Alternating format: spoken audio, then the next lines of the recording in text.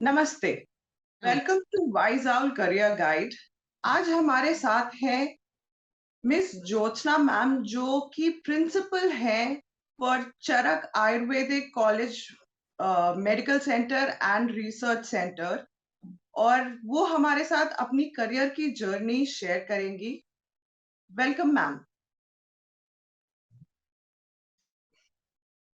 Ma'am, तो आपसे पहला question that I want to understand is कि मेडिसिन में जब कि एलोपैथी में लोग ज्यादा जाते हैं, तो आपने आयुर्वेदा क्यों चूज किया? अ, मैंने एडमिशन लिया था 1980 में। ओके। तो उस समय मैं ये कहूं कि मुझे बहुत कुछ पता था, आयुर्वेद का नहीं पता था। पर क्योंकि मेरा इंटरेस्ट बॉटनी में भी बहुत था और मुझे ऐसा लगता था कि हर्बल मेडिसिन जो है, Ayurveda is just the herbal medicine, मेरे मन में इतना ही था उस समय। ओके। तो ये सोच के मुझे लगता था कि मैं अपना बॉटनी के इंटरेस्ट को भी यहाँ यूटिलाइज कर पाऊंगी। ये सोच के मैंने एडमिशन लिया था। तो जब एडमिशन हो गया उसके बाद सच में तो पहले 2-3 साल तो ऐसा लगा कि बहुत कुछ हम हर्बल मेडिसिन नहीं सीखते हैं। तो मुझे ये लगा कि मैं पूरी तरह से एलोपैथी करूंगी, जैसा बाकी सब सोचते थे वैसा ही सोचा मैंने।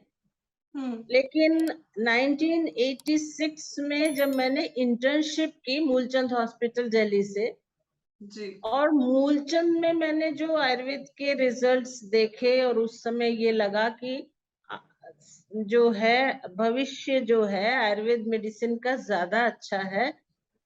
ये सोचकर मैंने तभी तय किया कि अब आगे से एलोपैथी बिल्कुल नहीं करनी है, अपने पेन से बिल्कुल नहीं लिखनी है और सिर्फ आयुर्वेद करना है।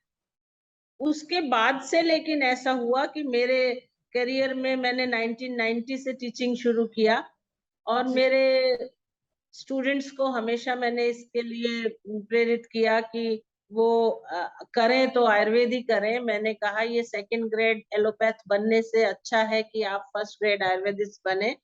और मुझे खुशी है कि बहुत से मेरे स्टूडेंट्स जो हैं इसीलिए केवल आयुर्वेद कर रहे हैं। ओके। तो मैम, आयुर्वेद मेडिसिन में एंटर करने के लिए 11th-12th में साइंस में कुछ स्पेसिफिक स्ट्रीम है, और उसके बाद 12th के बाद what is the kind of course, किस तरह के कोर्सेज हैं जो इसके लिए चाहिए? आपको 12th के बाद ये फिजिक्स केमिस्ट्री बायोलॉजी से तो होना ही है, हम्म। साथ में नीट अपीयर होना जरूरी है। ओके। तो नीट एग्जाम्स के बाद काउंसलिंग होती है। और किसी भी आयुर्वेद कॉलेज में अब जो है प्राइवेट सीट्स कुछ नहीं है, कोई मैनेजमेंट सीट्स नहीं है। सारी जो एडमिशन्स हैं वो काउंसलिंग के थ्रू ही होते हैं, गवर्नमेंट से ही होते हैं। तो हर स्टेट में कोटा है, 15% जो है all India quota and 85% state quota.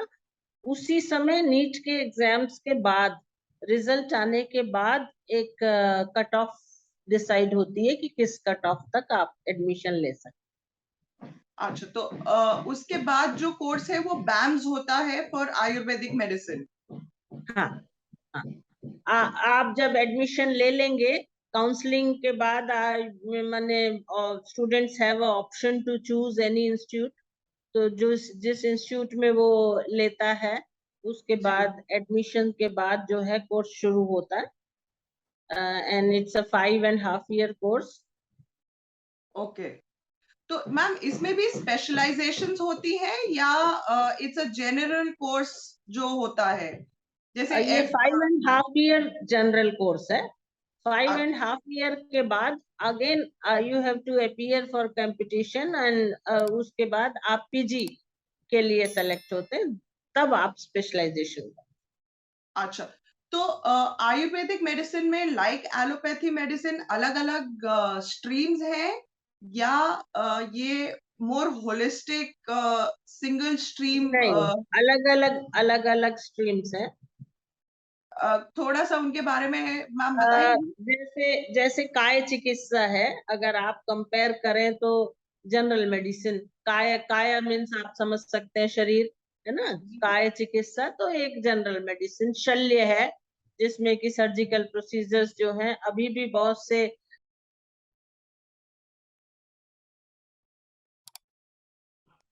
जो हमारे शास्त्रों से हैं और आज भी ज्यादा इफेक्टिव हैं, बजाय कि इतनी जो है इतने टेक्नोलॉजिकल एडवांसमेंट के बाद भी सर्जरीज में, जैसे फिस्टुलाज हैं, पाइल्स हैं, अगर हमारे यहाँ सर्जरी कराई जाती है तो रिकरेंस नहीं है, जबकि वहां रिकरेंस होती है सर्जरी के बाद। जी। मैम तो हॉस्पिटल्स में जैसे आपने मेंशन किया मूलचंद में आपकी इंटर्नशिप हुई, तो ऐसे कौन-कौन से हॉस्पिटल्स हैं जहाँ पे इंटर्नशिप होती है? बिकॉज़ अभी तक एटलीस्ट मेरा जो समझ था कि ये सारे एलोपैथिक हैं, यहाँ पे नेचुरोपैथी या आयुर्वेदिक मेडिसिन्स प्रैक्टिस नहीं होती हैं। नहीं, मूलचंद में एक आयुर्वेदिक विंग था, अभी भी है। अच्छा, अ, मेरे ख्याल से हमारे समय में ज़्यादा अच्छा था।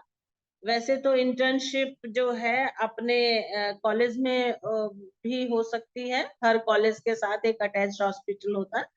अच्छा, जितना पर बैच स्टूडेंट हम लेते हैं, लाइक 60 स्टूडेंट्स का अगर बैच है तो हमें 60 बेडेड हॉस्पिटल चाहिए।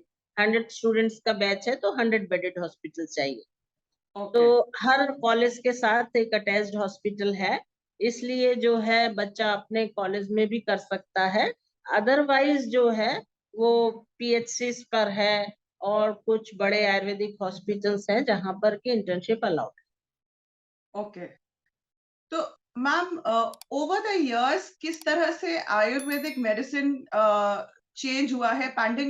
पैंडेमिक के बाद तो खासकर जो है काफ़ी इसका महत्व बढ़ा है, पर आपने जैसे कहा 80 में आपने जॉइन करा था, तो पिछले 20-30 सालों में इसमें इंक्रीज़ हुआ है या इसमें अभी जो है। है देखिए, धीमे-धीमे ऐसा हुआ कि मैं ये नहीं कहूँगी कि एलोपैथिक मेडिसिन के कोई अचीवमेंट्स नहीं थे, ऐसे ये कहना गलत होगा।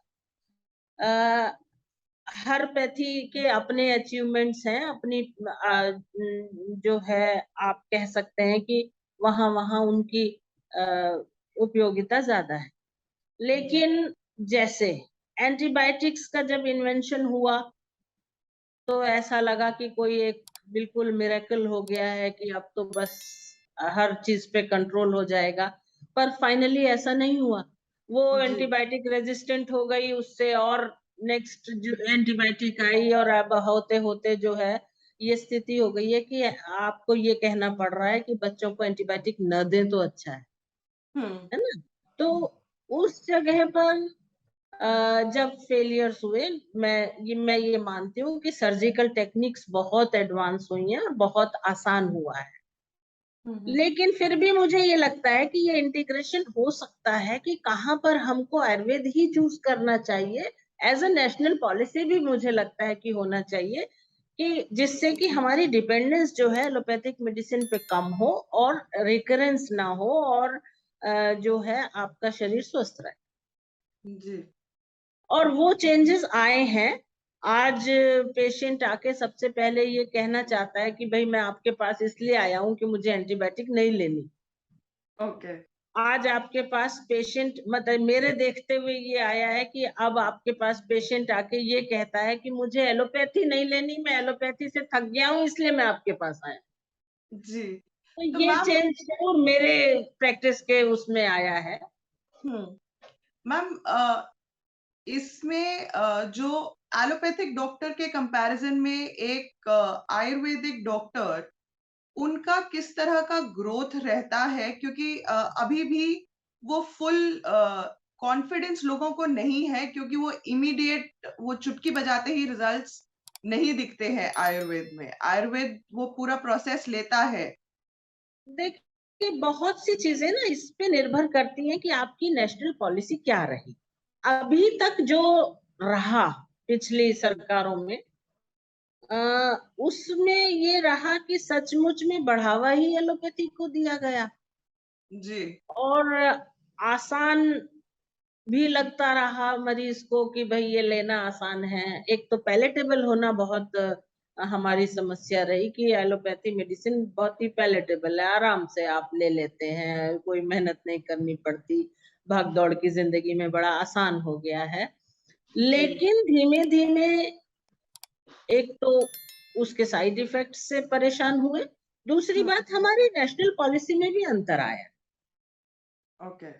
तो उसका अब आयुर्वेदिक डिस्पेंसरीज़ बहुत आसानी से अवेलेबल हैं हुँ, हुँ। और ऐसा नहीं है पहले मतलब जब हम सुनते हैं जब हम छोटे थे तो हम सुनते थे कि बिल्कुल किसी गाँव में उन वैद्य जी के पास जाओ तो ऐसा नहीं है कि तब भी लोग नहीं खोजते थे।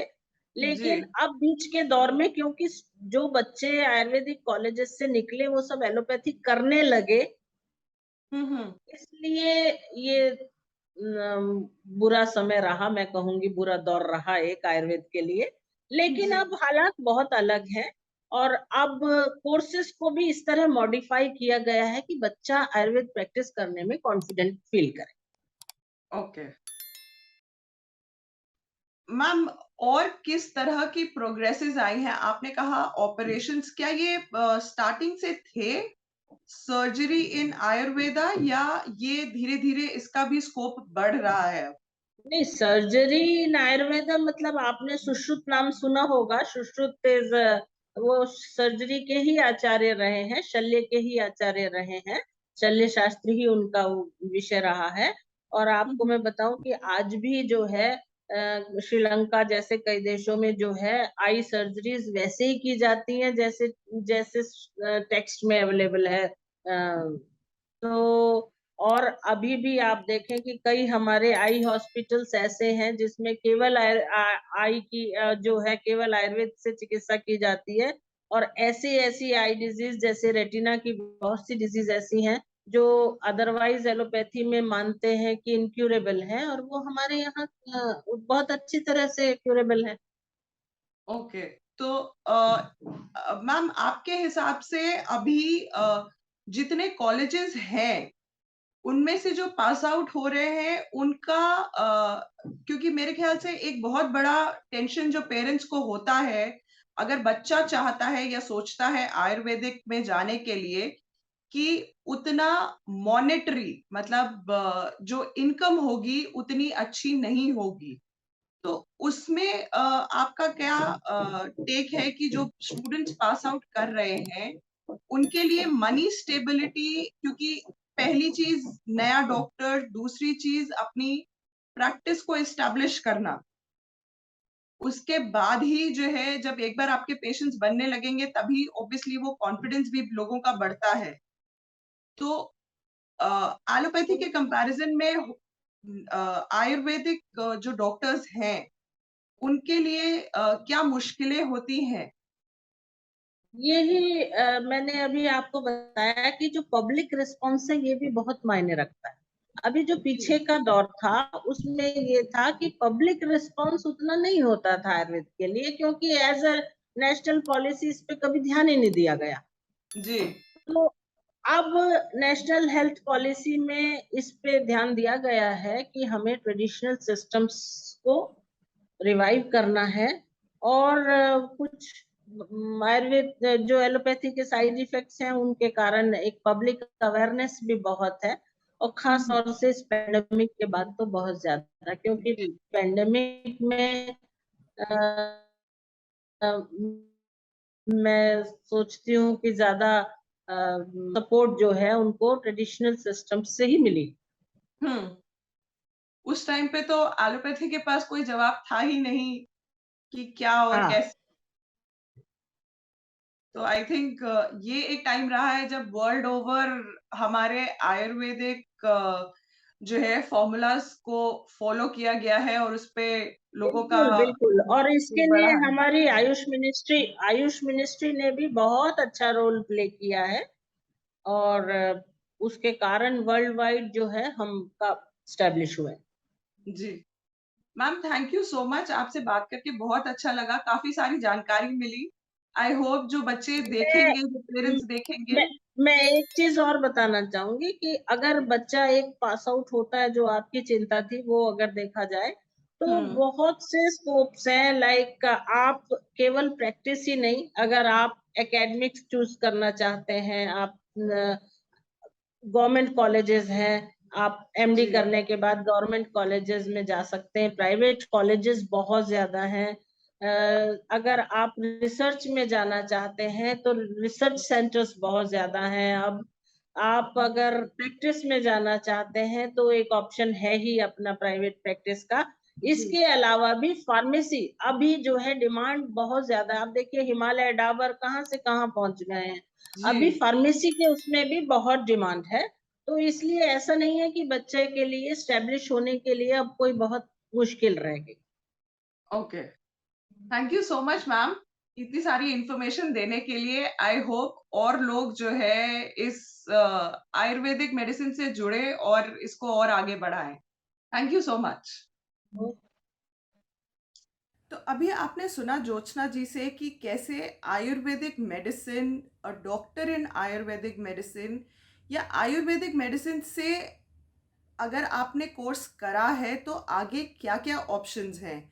सिर्फ डॉक्टर या प्राइवेट प्रैक्टिस या गवर्नमेंट जॉब ही आपका दायरा नहीं है, उसके अलावा भी जितनी प्राइवेट कंपनीज, कॉर्पोरेट कंपनीज जो आज की डेट में लाखों करोड़ों खर्च कर रही हैं एडवर्टाइजमेंट पे, रिसर्च पे, आपके लिए वो ऑप्शन भी है अगर आप चूज़ करते हैं आयुर्वेदिक मेडिसिन में जाने के लिए और अपना वहाँ पे करियर बनाने के लिए।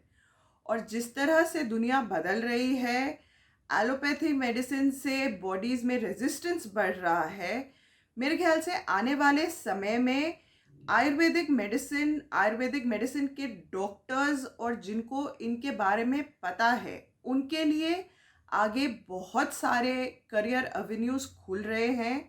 अभी जो है उनके अलावा भी शायद और बहुत सारे चीज़ें जो है आगे बढ़ के आने वाली हैं। तो अगर आप अपने 11th-12th में हैं और इस बारे में सोच रहे हैं कि आयुर्वेदिक में जाना चाहिए कि नहीं जाना चाहिए या एलोपैथी में जाना चाहिए, एक बार पूरी रिसर्च करके इसके बारे में ज़रूर पता करें, इसका फ्यूचर, इसका स्कोप, इसमें किस तरह की जो है सैलरीज़ होती हैं। अगर आपको कोई भी सवाल पूछना है हमसे या ज्योत्सना जी से, नीचे कमेंट्स में आप अपने सवाल लिख सकते हैं, हम उनके जवाब ज़रूर देंगे। आई होप यू लाइक्ड हमने जो आज का सेशन किया, और इस चैनल को ज़रूर लाइक, शेयर और सब्सक्राइब करें। Thank you.